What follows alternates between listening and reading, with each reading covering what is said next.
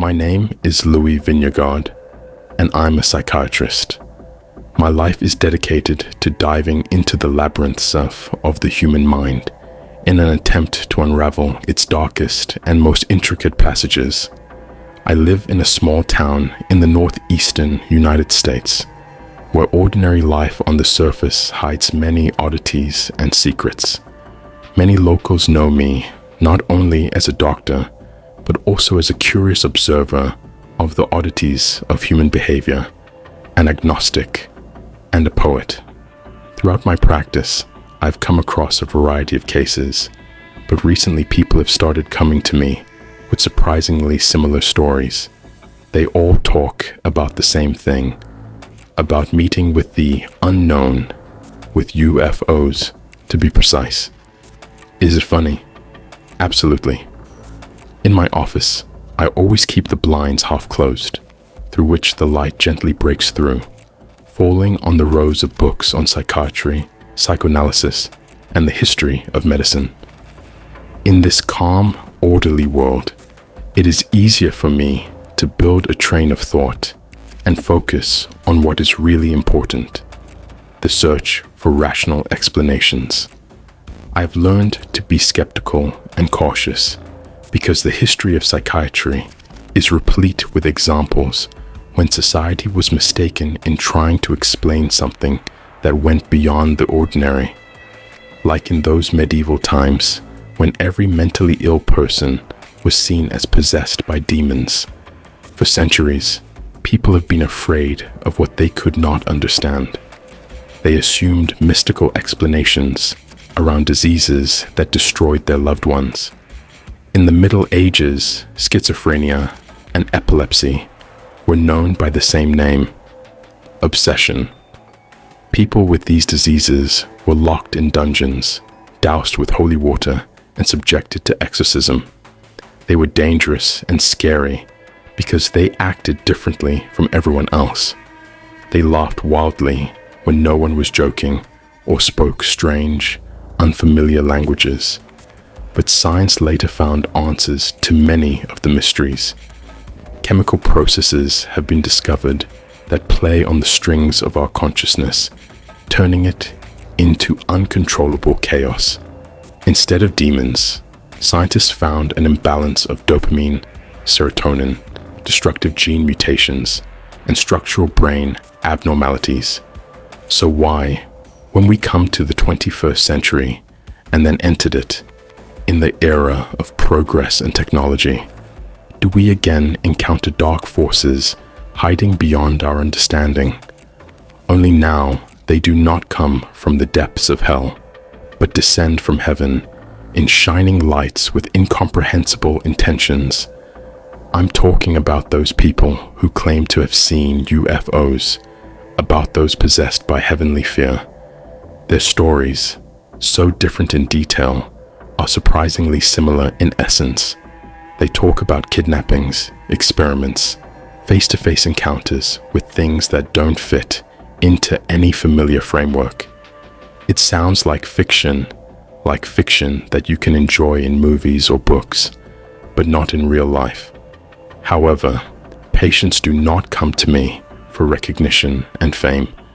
They come because they cannot cope with the horror that they have experienced, or they have independently projected from fantasy into reasonable fibers. As a scientist and psychiatrist, of course, I am skeptical about all such stories. Each of the patients is a separate mystery that requires its own key. Could their visions be a reflection of the collective unconscious, a reaction to stress, or the result of more serious mental abnormalities? It is quite possible.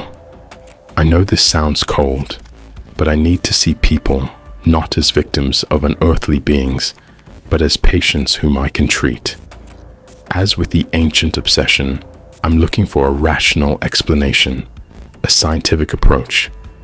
Each of my patients' stories may conceal a complex combination of factors: childhood trauma, social influences, sleep disorders, mental disorders. But despite my skepticism, there is something that bothers me. Perhaps it's just my imagination playing tricks on me, but some of the stories told with such genuine horror touch upon some ancient, primal fears in me, as if their stories are not just a figment of fantasy, but something more that we are not yet able to understand. There is something in every word, in every trembling breath, that makes me wonder, what if they really experienced an encounter with something unknown? My patients, 3 people, each with their own story, came to me for help, each at their own time. And every time I close the door behind them, I find myself thinking, what if this time it's not about the brain and its intricacies? What if there really is something more behind their words that we are not yet able to explain? So, I will begin my story. I will immediately bring and read aloud to you the page of the questionnaire of the medical record of Kurun Mustafa, 31 years old. I was once engaged in his diagnosis and saved the materials. They came at night. I was lying on the couch in the living room. The TV was mumbling softly, but I wasn't listening. Then there was a sound. It's like a buzzing, but not electric, something else, like a whisper or something. I jumped up and ran to the nursery instinctively, you know? I do not know how I knew, but something happened. I knew. The door of the room was ajar, although I always close it after saying goodnight to the children. Always. I slowly opened it completely and immediately felt a chill run through my skin. It was light, too light. It was not the usual night light that we leave for children. No, it was a bright, blinding light, like from another reality. And then I saw them. They were tall, much taller than me, with long fingers and featureless faces. They were standing by my children's beds, leaning over them as if they were studying them. I wanted to scream, to rush at them, but I couldn't move. My legs wouldn't obey me, as if I was rooted to the floor. I watched them stretch out their fingers to my children, and there was nothing I could do. They raised them, you know? They were lifted straight into the air. The son and daughter seemed to float in this bright light, lifeless as dolls, and their eyes were closed. I wanted to scream, to beg them to leave my children alone, but I couldn't. My throat was dry as sand, and no sound came out. They picked them up, and I realized that I was losing my children. The creatures looked at me even though they had no eyes, and I felt a chill inside my soul. And suddenly the light went out. Everything is gone. I collapsed to the floor, and only then could I scream, but it was too late. My children disappeared with them. I searched the whole house, the whole yard, the street, but they were nowhere to be found. They took them, you know? These creatures took my children. I've heard of such cases, but I never thought that this could happen to me. I never thought about it. Everyone says it's my mind, that I'm just crazy, that I did something to them myself. The police, all the neighbors, even my wife left, unable to bear it. They think I'm crazy. Maybe they're right. Maybe. But I know what I saw, doctor. I've seen them. These ones. Creatures. They are here among us, and they can come for you at any minute. And no one can do anything. When the patient tells this, he does not just pronounce the words. He lives them over again. His eyes wander around the room, as if trying to find confirmation of what he has experienced. His voice fades to a whisper, then rises in a panic scream as he describes the disappearance of his children. His gaze wanders, the gaze of a man who has lost not only his family, but also the meaning of reality. The look pierces to the depths of the soul. Every word spoken seems to be both nonsense and a truth that cannot be accepted.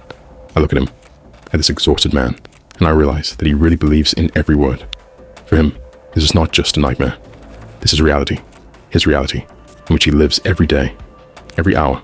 For him, this story is not just the ravings of a madman, but his personal hell, from which he cannot get out. Perhaps this is a common case of psychosis caused by stress or trauma. Perhaps his brain created this fantastic story to justify the disappearance of the children, to avoid a more terrible truth. But listening to him, I feel such an intensity of fear and horror in his words that for a moment I almost begin to believe myself. Now I want to read aloud the repeated testimony of Kuron Mustafa's patient. Peabody hypnosis was used in the survey. They took them away. You know, my little Lizzie and Benny? I saw the light burst into their room, bright, dazzling, and everything around became unreal. Time seemed to slow down. I saw the dust in the air freeze, and the shadows in the corners seemed to come to life. My children. They hung in the air, motionless like dolls. These creatures, high, their eyes were just dark hollows, bottomless, like, I don't know what, like coal mines. They were looking at me, and I felt like they were getting into my brain, rummaging there as if in garbage. I wanted to scream, but I couldn't, as if my voice had been taken away from me. Their fingers, or what should have been fingers, wrapped around my children's bodies like snakes, and I could see Lizzie trembling. I knew she was afraid, even in her sleep. These creatures were pulling children towards the light, and I saw them dissolve into it. The light swallowed them up, and I did. I was just watching. I couldn't even move. When everything disappeared, the room was plunged into darkness again, and the children, they weren't there. They just disappeared. My children have disappeared in this light. I heard their screams later at night. When I was trying to sleep, they were calling me. They said it was cold there, that they couldn't breathe. I could hear them as clearly as if they were nearby, but I knew they were far away, in a place I could never get to. I saw their faces in the reflections, in the mirrors, in the windows. Their eyes, full of horror, stared at me from the darkness. I know they're not gone. They're out there somewhere, in this space, between worlds. They are somewhere nearby and at the same time far away. These creatures, they're playing with me. You know, they come when I fall asleep to show them to me, to make me remember this light and this horror. They torture me, make me think I'm crazy, but I know the truth. I know what they did. They took them away to study, to torture, and I can't bring them back. I can't do anything. The nonsense sounds creepy and helpless, as if a person really believes in every word. His eyes are burning with a kind of painful gleam, the look of a madman trapped in his own consciousness. He looks at me as if trying to find confirmation of his rightness, but his eyes are constantly shifting, as if watching something invisible in the room. He clenches his hands to the white knuckles, as if he's afraid they'll show up again and take someone else away. But behind all this nightmare lies a real terrible story, and I will tell it to you in order to finally dot the "and." His wife, Susana Mustafa, and Demis Ramirez, was convicted of murdering their children. This happened shortly after he first began telling his stories about UFOs and the abduction of a young daughter and son. Do you understand? Neighbors heard screams and quarrels in the house, said that Suzanne had repeatedly threatened the children, that they were interfering with her, that she couldn't live like this anymore. On one of those nights, the police found her covered in blood, in a state of shock, with a knife in her hands. She claimed that these were not her children, that they had been replaced, that the real children were lighter. But her words were interpreted as the ravings of a madwoman, a desperate attempt to avoid responsibility. The evidence was incontrovertible. Blood on her clothes, signs of a struggle on the bodies of the children.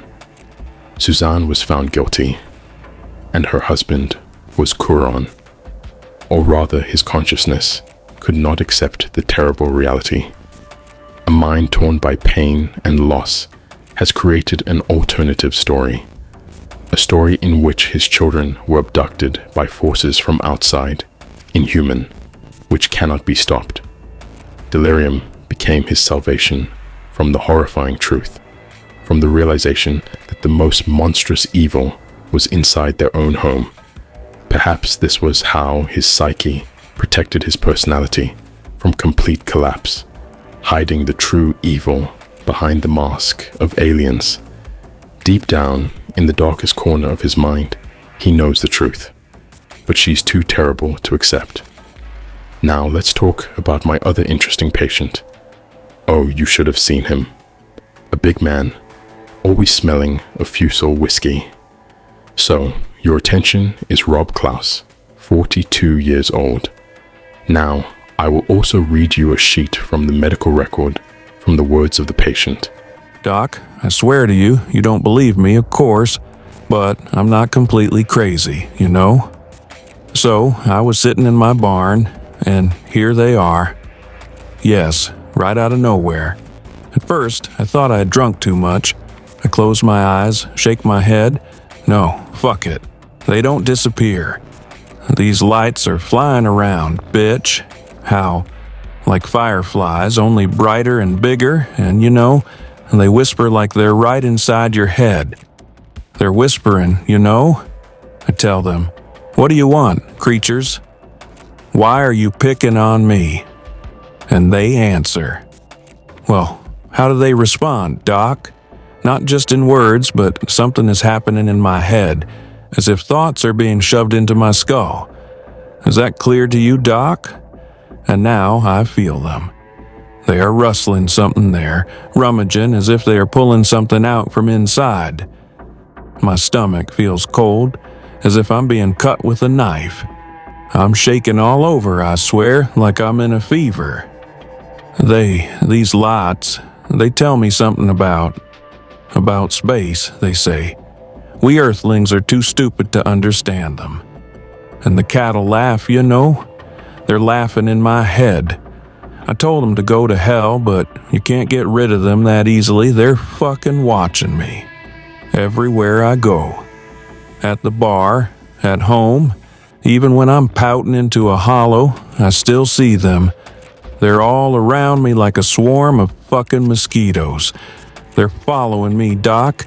They say that I am the chosen one to understand their language, that they need me. The fuck knows what to do. They confuse me. Do you understand, Doc?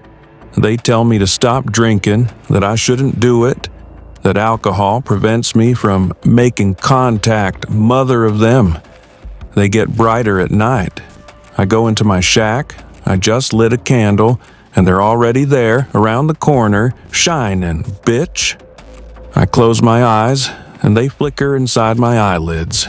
And these voices, they laugh and mutter something as if they are mocking, and you can't get away from them, even if you jump out the window.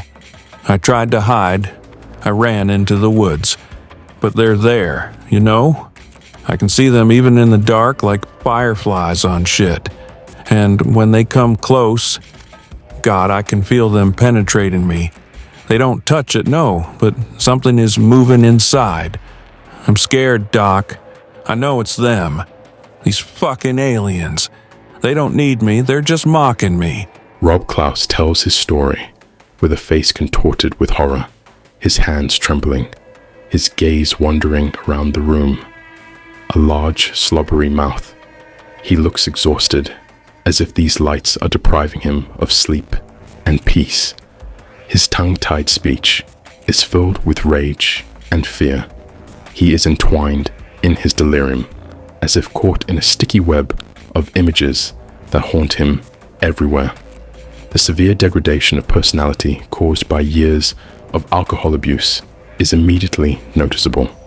Rob has a typical alcoholic hallucination, a condition in which he sees and hears things that are not really there.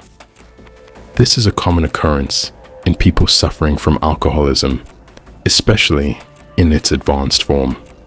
Hallucinations are often threatening, and voices and images can seem quite real. In his case, the hallucinations took the form of glowing lights and voices, which is typical for visual and auditory hallucinations. The threat he feels from these lights stems from his feelings of guilt and fear, characteristic of alcoholics whose mental boundaries are blurred and unstable. His fear of being chosen for something terrible is mixed with despair and paranoia caused by long years of alcoholism.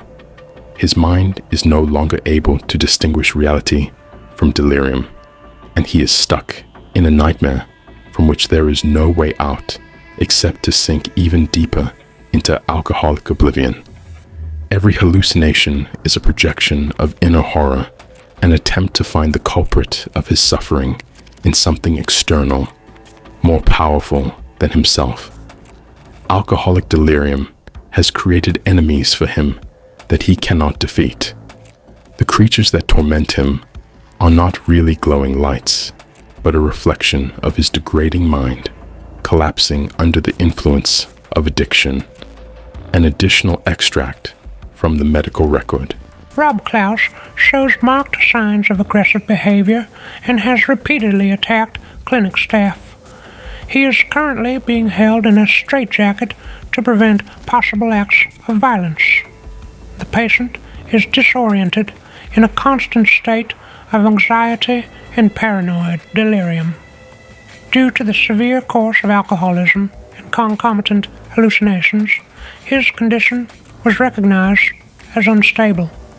In the near future, a second psychiatric examination is planned to assess his legal capacity and sanity before the upcoming criminal court on the fact of numerous attacks, several robberies, and attempted rape, transferred to the state prison hospital. The diagnoses of the above-mentioned two patients, despite the differences in their presentation and the form of delirium, have common features indicating deep mental disorders caused by various factors. Their conditions are related to the fact that both demonstrate paranoid delusions associated with external forces, namely UFOs and alien interference. In both cases, we see the patients attempt to cope with internal conflict and guilt by creating an external enemy, more powerful and incomprehensible. The first patient, a father who has lost his children, is in a state of severe psychotic shock caused by the severe trauma of loss. His delusional system is built in such a way as to build a defense against the terrifying reality. Instead of accepting the fact that his wife killed their children together in a moment of insanity, his psyche created an alternative world in which the children were abducted by aliens. The mechanism allows the patient to maintain at least some control and meaning of life, even within the framework of delirium.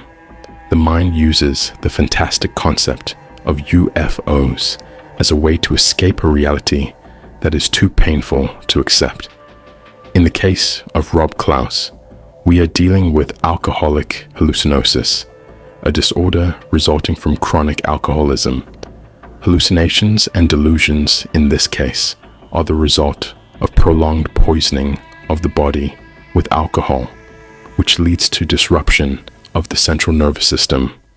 The glowing lights and voices that he perceives as alien interference are actually visual and auditory hallucinations characteristic of an aggravated condition.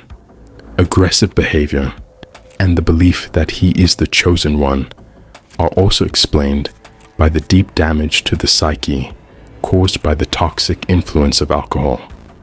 The difference between these patients lies in the nature of their psychotic state. In the first patient, delirium is reactive, occurring against the background of severe psychological trauma. His mind created a fictional scenario to avoid accepting the unbearable reality. In the second patient, psychosis has an organic nature, being a consequence of the toxic effects of alcohol.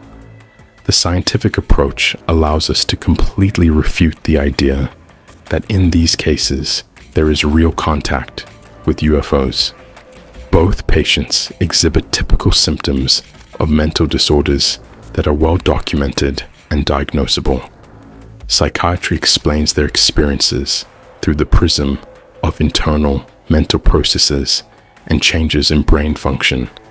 There is no objective evidence of the existence of UFOs or alien abductions, and science tends to explain such beliefs and hallucinations from the point of view of psychopathology. It is important to understand that in these cases, the idea of UFOs acts more like an archetype, the embodiment of something incomprehensible and threatening, something that patients cannot rationally explain. Such ideas find their place in the minds of those who experience deep internal conflict or whose cognitive functions are impaired. Science, based on knowledge about the functioning of the brain and psyche, explains these phenomena as manifestations of perceptual and thinking disorders caused by both psychological trauma and organic damage. This is followed by an initial and then a total split of personality.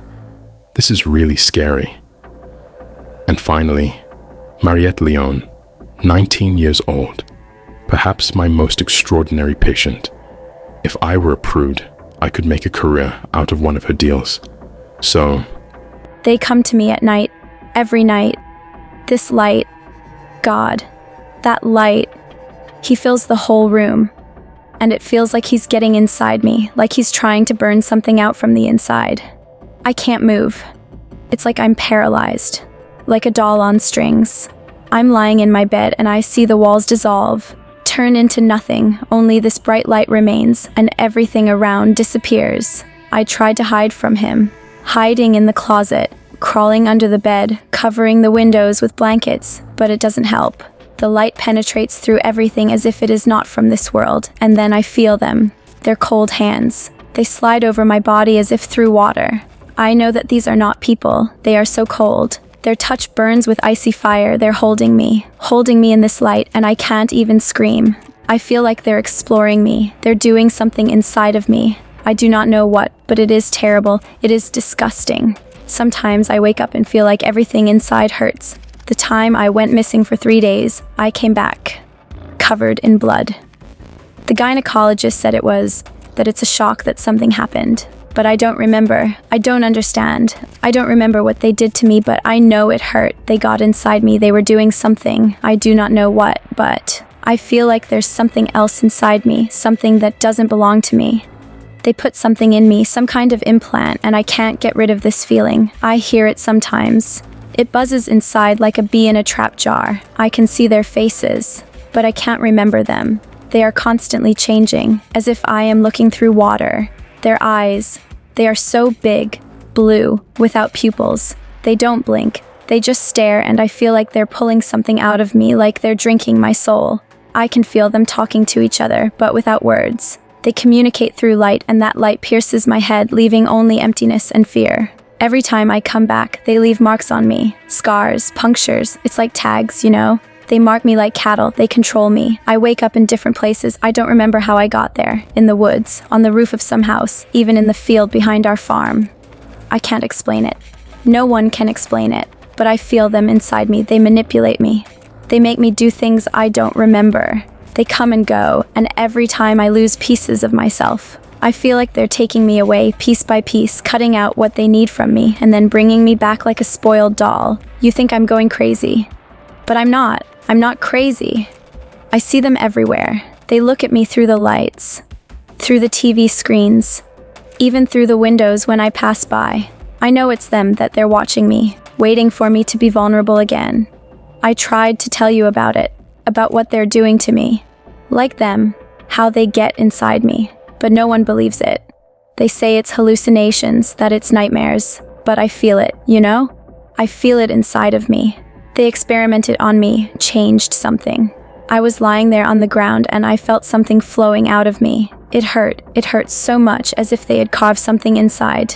I can't think about it. They've done something terrible. You have to believe me. They will come back, and I do not know what they will do to me next time. I can hear them whispering even now when I close my eyes. They're calling me back, but I don't want to go there. I don't want to. I can't take it anymore. You have to help me. You have to stop them. Mariette screams and cries. She is torn between horror and despair. Her words are full of madness, but behind this madness, there is real pain, as if she has experienced something so terrible that her mind cannot digest it. And all this makes her story even more creepy, leaving in the air the question, what really happened to this girl? Mariette Leon's condition raises serious doubts and questions. Initially, her behavior and stories about certain creatures, paralyzing light, and sudden loss of time seemed to be typical symptoms of severe psychosis. Her obsessive fear of light and descriptions of paralyzing terror during the alleged abductions could indicate a disorder associated with episodes of sleep paralysis, especially when it comes to interfering with her body. However, in her particular case, everything turned out to be much more complicated. Upon admission to the Solaris Clinic in Oregon, Mariette showed physical signs that did not correspond to simple psychotic experiences. Firstly, the doctors recorded multiple gynecological injuries that she could not explain. It was assumed that this could be the result of sexual violence, and in this regard, proceedings and inspections were carried out. The first suspicions fell on her father and brother, with whom she lived in the same house on the farm. Both men were questioned, and their actions and alibis were thoroughly checked. The investigation, however, did not find evidence confirming the violence on their part. Moreover, the witnesses indicated that they themselves were concerned about her condition and tried to protect her from herself. No signs of violence or signs of coercion were found in the house, which cast doubt on the theory of domestic violence. However, there are some aspects of her stories and conditions that fall outside the framework of typical mental illnesses. Mariette claims that she disappeared for several days, and indeed, there is evidence that she was absent from home for more than 2 days. At that time, she was seen in different places of the city, but surveillance footage obtained from several sources captured her in a trance, with a vacant look, wandering the streets, not reacting to others. In the video, she looks like a person under the influence of strong hypnosis or substances of a certain kind, but toxicological analysis did not reveal traces of any drugs. Even more strange is the condition of her body. Gynecological examination showed the presence of injuries and changes that are difficult to explain by simple psychosomatic manifestations. Small round marks resembling injection or bite marks were found on her body, which suddenly appeared and disappeared, leaving scars similar to small burns. This does not look like self-inflicted injuries and does not correspond to the classic signs of self-harm that usually accompany psychotic states. In addition, the scars and marks found on her body do not correlate with the actions of the clinic staff or her own movements.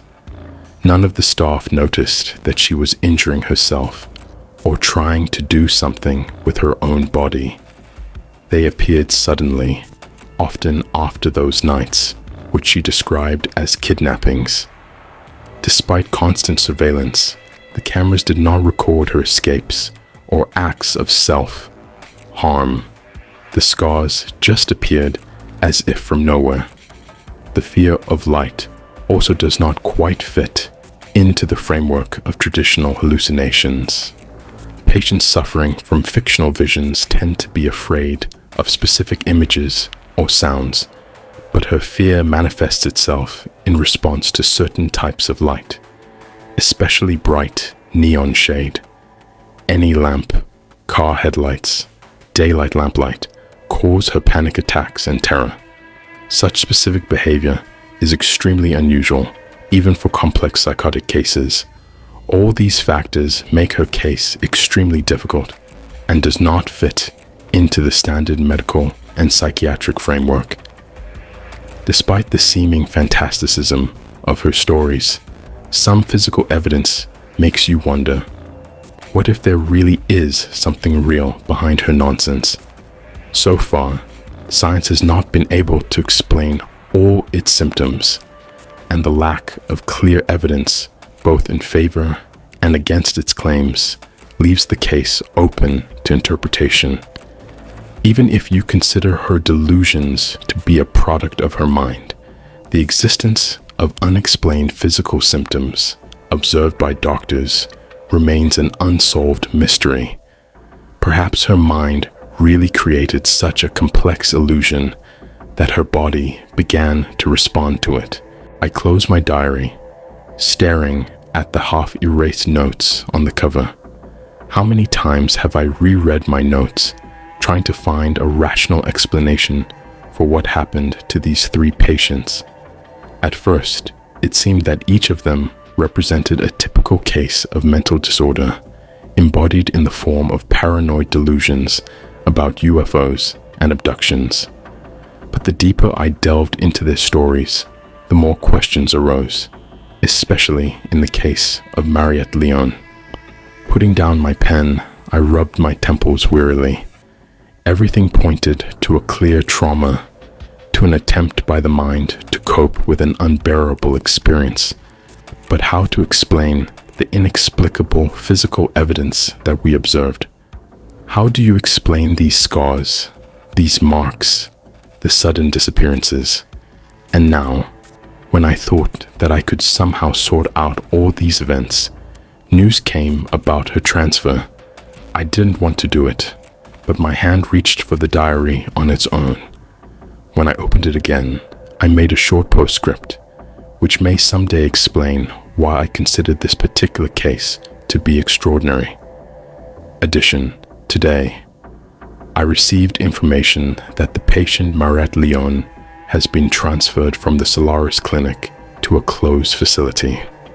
The transfer was initiated by federal agencies, namely under the auspices of the FBI. I have not been provided with an official explanation for this step. The staff accompanying her did not comment. Medical documents and the entire medical history were seized. It was only mentioned that further treatment and research on her case are now under the control of a special department. Unexpectedly, it seems to confirm her words that she knows too much. Now, it is no longer clear who really controls the situation here. Her shattered mind, or something that we cannot understand. After making the last entry, I closed the diary and exhaled, realizing that the case of Mariette Leon will remain an unsolved mystery for me. The patient disappeared from my life, quickly and unexpectedly. But where is she now? And why is the FBI interested enough in this case to intervene? I may never get answers to my questions. It is likely that this will remain one of those mysteries that even the most experienced psychiatrists are unable to solve. But sitting in my quiet, dark room, I could not get rid of the feeling that somewhere, on the verge of perception, there is something hiding that goes beyond our knowledge and understanding. Perhaps everything my patients have said is true.